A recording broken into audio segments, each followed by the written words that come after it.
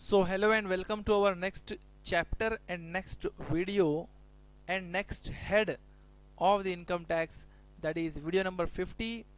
Next chapter is chapter number 2. Next head is income from other sources. आज सब कुछ नया है, सिर्फ मैं ही पुराना हूँ, तुम ही पुराने हैं, बाकी सब नया है आज। तो चलिए आज चालू करते हैं उत्तरी, हाँ ठीक है, आज चालू करते हैं नया चैप्टर जिसका नाम है इनकम फ्रॉम अदर सोर्सेस। तो बात करेंगे what is income from other sources. Income from other sources है क्या?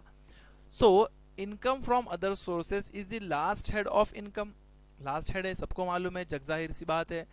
विच includes any income, any profit, any gain of an SSC, जिसके अंदर हर इनकम, हर प्रॉफिट, हर गेन आ जाएगा एसएससी का, which can not be included in other heads, जो हम दूसरे हेड्स के अंदर नहीं ले सकते, but taxable under the provision of income tax act. लेकिन उसके ऊपर टैक्स लगना चाहिए, लेकिन वो दूसरे कोई हेड में नहीं बैठ रहा, तो हमने उसको कहाँ लेना है? अदर सोर्सेस में लेना है। कुछ एग्जाम्पल के नाम पे कुछ आइटम्स लेके आया मैं जो दूसरे हेड में नहीं बैठते, इसलिए हम उनको यहाँ पर बिठा रहे। तो वो ये आइटम्स है, items taxable under the head other sources, वो आइटम्स जो अदर सोर्सेस के हेड में टैक्सेबल होंगे। तो क्या है वो अदर सोर्सेस के हेड में टैक्सेबल होने वाले इनकम्स? इंटरेस्ट ऑन सिक्योरिटीज, जैसे कि डिबेंचर है, बॉन्ड्स है, इन्वेस्ट किए हमने, उसके ऊपर हमको क्या मिल रहा? इंटरेस्ट मिल रहा। अभी जो इंटरेस्ट होता है ना सैलरी है, ना हाउस प्रॉपर्टी है, ना बिजनेस है, ना प्रोफेशन है, ना कैपिटल गेन है। कैपिटल गेन तो ट्रांसफर पे होगा, बेचेंगे उसको तो होगा। उसके ऊपर जो इंटरेस्ट हमको एनुअली मिल रहा वो कैपिटल गेन नहीं है ना, तो कहाँ जाएगा ये? अदर सोर्सेस में। डिविडेंड मिलता है शेयर्स के ऊपर, फिर चाहे प्रेफरेंस शेयर हो चाहे इक्विटी शेयर हो, जो डिविडेंड हमको मिलता वो डिविडेंड भी क्या है? Income from other sources. Letting out of plant and machinery या फर्नीचर, अब लोग तो बिल्डिंग किराए से दिए तो हम लोग तो उसको हाउस प्रॉपर्टी में ले लेते, लेकिन बिल्डिंग के अलावा अगर हम कोई दूसरी चीज़ किराए से देते हैं, जैसे कि मैंने किसी को मेरी गाड़ी किराए से दिया, कोई मशीनरी किराए से दिया, मेरे पास घर में जनरेटर पड़े पड़े ख़राब हो रहा था, किसी को जनरेटर किराए से दिया, कोई भी चीज़ हो, मैंने फर्नीचर मेरा किराए से दे दिया, तो अगर ऐसी कोई बात है तो वो लेटिंग आउट करना, यानी कि उसका जो किराया है प्लांट का, मशीनरी का, फर्नीचर का, वो अदर सोर्सेस में आएगा। गिफ्ट, मेरे को किसी ने 10,000 रुपये गिफ्ट दे दिए तो मेरी इनकम हो गई, तो अब ये गिफ्ट है, ये ना सैलरी है ना हाउस प्रॉपर्टी है, तो ये कहाँ जाएगा? अदर सोर्सेस में जाएगा।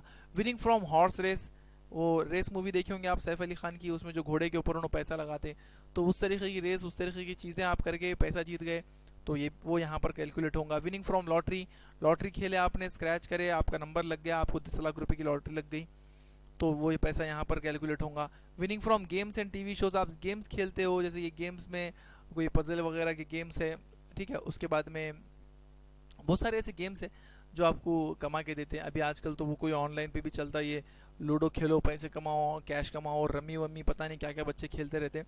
और टीवी शोज जैसे कि केबीसी है ना, कौन बनेगा करोड़पति से आपने पैसे जीत के लाए। उसके बाद में है subletting of house. Sublet, sublet एक वर्ड है, इसको थोड़ा ध्यान में ले लो। सबलेटिंग ऑफ हाउस, घर को किराए पे देना, लेकिन कैसा किराए पे देना? सबलेटिंग टाइप से किराए पे देना। सबलेटिंग का मतलब क्या होता? कि किसी दूसरे पर्सन के पास से अपन किराए पे लेना, फिर अपन किसी दूसरे पर्सन को उसको किराए पे दे देना।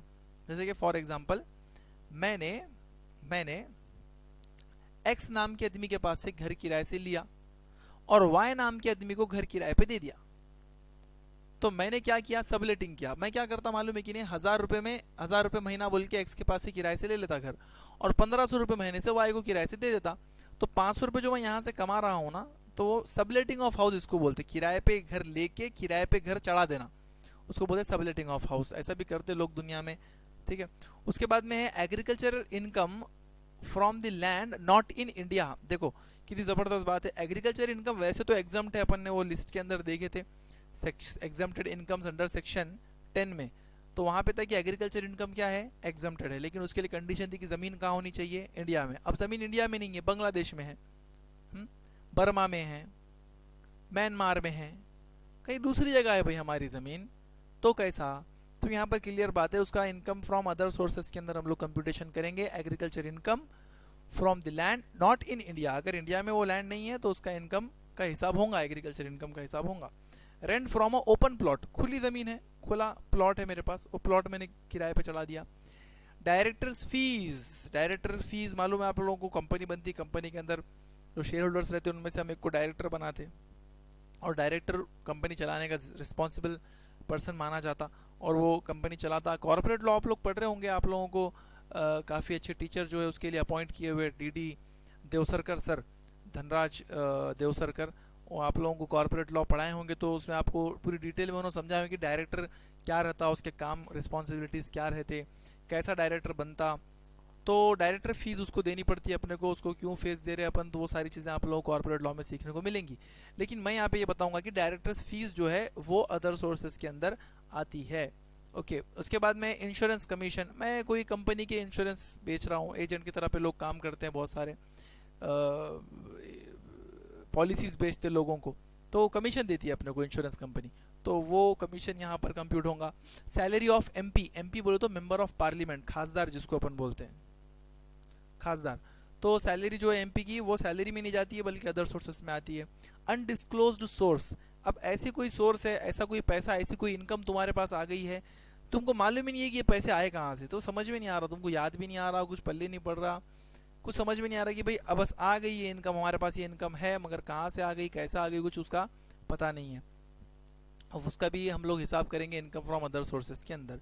रॉयल्टी, रॉयल्टी किसको बोलते हैं, जैसे कि मैंने बुक लिखी है, बुक किताब मैंने लिखी, किताब लिखने के बाद में मेरी किताब मार्केट में बिक रही है। बागबान मूवी आप लोगों ने देखे, बागबान मूवी में अमिताभ बच्चन एक बुक लिखता, फिर उसको प्रिंट करा के उन्होंने बाहर बेच देते उसको, फिर एक चेक आता अमिताभ बच्चन के नाम से, उन्हें बोलता भाई 4 लाख रुपए का आपका चेक है, उन्हें खुश हो जाता, उन्हें बोलता बस बागबान के भी को ये बस वो पौधा लगा है, फूल खिलने बाकी है, अभी तो बहुत पैसा आएगा, ऐसा वैसा। तो ये जो बुक लिखने के बाद में हमको जो जैसा best seller of the year बोल के ऐसे बुक्स रहते है ना, best seller of the month बोल के कोई बुक्स रहते, बेस्ट सेलिंग बुक्स रहते, तो ये सब जो भी बुक्स से लोगों को पैसा मिलता है उसे बोलते हैं रॉयल्टी।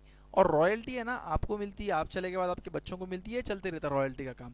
तो रॉयल्टी कहते हैं उन चीज़ों को जो आप, उन पैसों को जो आप या तो अपने नाम की वजह से खा रहे हो, आपका नाम इतना है, या फिर आपने कुछ ऐसा काम, ऐसी मेहनत आपने कर दी जो इससे पहले किसी ने नहीं किया और लोग आपको उस मेहनत के उस काम के पैसे दे रहे हैं। जैसे कि कोई मैंने बुक लिख दिया, कुछ लिख दिया, और ऐसी वो बुक है कि आज से पहले किसी ने नहीं लिखी, लोग उसको पसंद कर रहे हैं, वो बिक रही है, मार्केट में चल रही है, सो ऑन।